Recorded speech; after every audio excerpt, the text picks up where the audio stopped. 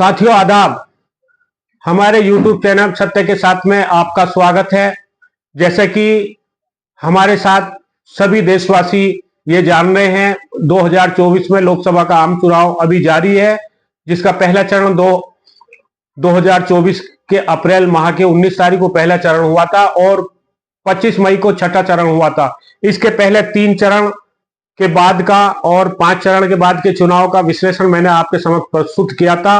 अभी 25 मई का परसों छठे चरण का चुनाव होने के बाद क्या संभावना बनेगी, किसकी कितनी सीट आएंगी, कौन कितनी सीट जीतेगा, कौन कितनी सीट हारेगा, इसी संदर्भ में मैं आपके सामने प्रस्तुत हुआ हूं। आइए अब आगे बढ़ते हैं, बात करते हैं छठे चरण के बाद क्या देश में आगामी लोकसभा संसद की क्या स्थिति उत्पन्न होने वाली है। साथियों, जैसा कि हम जान रहे हैं, 2014 के चुनाव के बाद मोदी जी की एनडीए के नेतृत्व में मोदी जी की सरकार बनी और 2014 के मोदी जी की सरकार बनने के बाद पिछले 10 साल से लगातार कांग्रेसाई के नेतृत्व वाला विपक्ष पूरी तरह से निढाल है, पस्त है और सुस्त है। और बल्कि मैं तो और यूं कहूंगा कि पिछले 10 साल में विपक्ष की, विशेष तौर पर कांग्रेस पार्टी की अगर कोई उपलब्धता है, अगर कोई क्वालिफिकेशन है, तो सिर्फ एक है, बिकना, डरना और जनता के मुद्दों से सरकार के सामने खड़े होकर ना लड़कर उन मुद्दों से अपना पीछा छुड़ाना, भागना। पिछले 10 साल में दक्षिण भारत को अगर छोड़ दिया जाए, पश्चिम भारत, उत्तर भारत, पूर्वी भारत और मध्य भारत, इन पांचों में से 4 दिशाओं में से तकरीबन 25 से 30% लोग कांग्रेसाई के और अन्य विपक्षी पार्टियों के भारतीय जनता पार्टी में शामिल हो चुके हैं। इन सूरत हाल में 8 महीने पहले जो इंडिया गठबंधन का निर्माण किया गया, भारतीय राष्ट्रीय कांग्रेस के नेतृत्व में, उसके बाद ये सपने देखें कि हम एनडीए को हराकर, एनडीए को परास्त कर हम सरकार बना लेंगे, तो ये मुंगेरी लाल के हसीन सपने से देखने से ज्यादा कुछ भी नहीं होगा।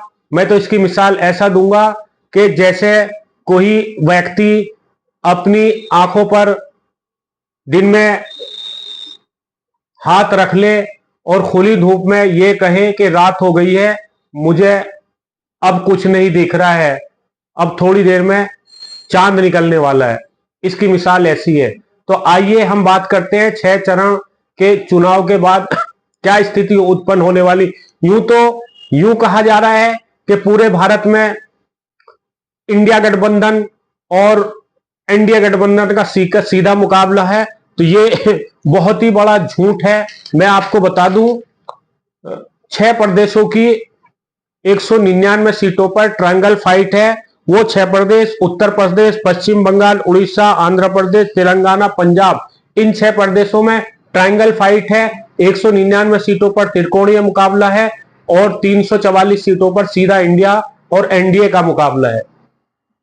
आइए हम बात करते हैं किसकी कितने सीटें आने वाली हैं। हमारे विश्लेषण के अनुसार, क्योंकि मैं अभी 10 दिन पहले उत्तर भारत के 5 प्रदेश का दौरा करके आया हूं, उसके 1 महीने पहले दक्षिण भारत के 3 प्रदेश का दौरा करके आया था। मैं गुजरात गया था और महाराष्ट्र के पश्चिम महाराष्ट्र में गया था और छत्तीसगढ़ गया, और मैं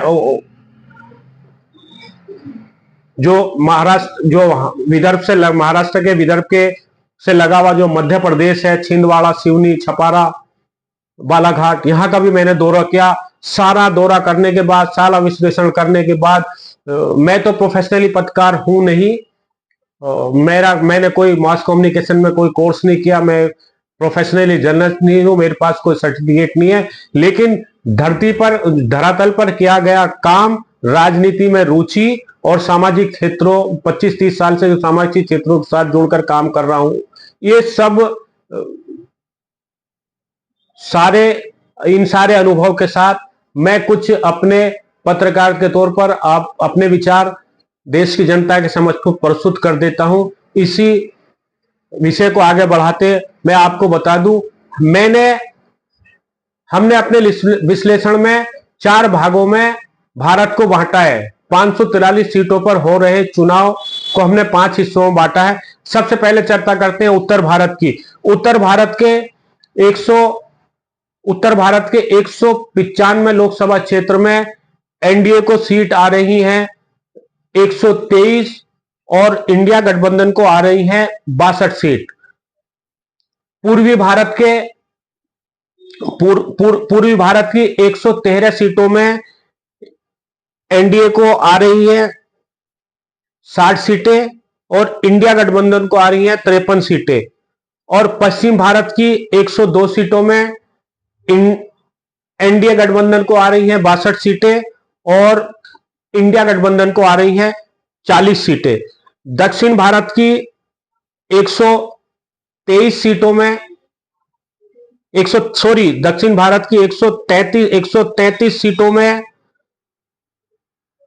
31 सीटें आ रही हैं एनडीए गठबंधन की और 102 सीटें आ रही हैं इंडिया गठबंधन की। अभी मोटे तौर पर मैंने 2 भागों में इंडिया गठबंधन और एनडीए गठबंधन 2 भागों में बांटा है, लेकिन संभावना यह है कि जैसे जैसे 4 जून को जब चुनाव के नतीजे आएंगे, जिनको अभी हमने इंडिया गठबंधन में जोड़ा है, इनमें के बहुत सारी पार्टियां एनडीए गठबंधन ज्वाइन करेगी, क्योंकि अभी जो हमारे पास स्कोर है एनडीए का और इंडिया गठबंधन का, मोटे तौर पर जो हमने 2 हिस्सों में बांटा है एनडीए गठबंधन को, इंडिया गठबंधन को, उत्तर भारत, पूर्वी भारत और पश्चिम भारत और दक्षिण भारत, चारों दिशाओं की सीटों का हम जब जोड़ करते हैं तो 276 सीटें एनडीए गठबंधन की आ रही है 2024 लोकसभा के आम चुनाव में, अर्थात एनडीए गठबंधन की सरकार बन रही है। इंडिया गठबंधन को 267 सीटें दी हैं, लेकिन जैसी चुनाव के नतीजे आएंगे, इंडिया गठबंधन में जिन लोगों को हमने जोड़ा है, बहन मायावती जी को, बहन ममता जी को, और भी 2-4 लोग हैं, ये या तो ये न्यूट्रल हो जाएंगे या इनमें से बहुत सारे लोग एनडीए गठबंधन में जुड़ जाएंगे। सबसे ज्यादा जो अभी अलग चुनाव लड़ रहे हैं बीजू जनता दल और बीजू जनता दल के 90% एनडीए गठबंधन जुड़ने के आसार हैं, और जगन मोहन रेड्डी के चुनाव के बाद या परिणामों के बाद, पोस्ट पोल अलायंस के बाद एनडीए गठबंधन में जुड़ने के पूरे आसार हैं। और वाईएसआर तेलंगाना में अगर 2-4-5 सीटें आ गई चंद्रशेखर जी की, तो वो भी इंडिया गठबंधन में कांग्रेस की दुश्मनी में एनडीए गठबंधन में जुड़ जाएंगे। अभी मोटे तौर पर 276 सीटें एनडीए गठबंधन को आ रही है। इसमें भारतीय जनता पार्टी की 230 से 235 सीटें हैं, और बाकी जो उनके एलाई हैं, पोस्ट पोल अलायंस और प्री पोल अलायंस, बाकी उनकी सीटें हैं। लेकिन जैसे चुनाव परिणाम घोषित होंगे, इसमें से 50 सीटें एनडीए गठबंधन की बढ़ जाएंगी और इंडिया गठबंधन की 50 सीटें कम हो जाएंगी। इसमें से 10 से 12 सीटें इधर उधर हो सकती हैं। इन्हीं शब्दों के साथ हम अपने इस विषय को यही समाप्त करते हैं। हम आशा करते हैं कि जैसा हमने विश्लेषण आपके सामने प्रस्तुत किया, वैसे ही आप नतीजा भी देखेंगे।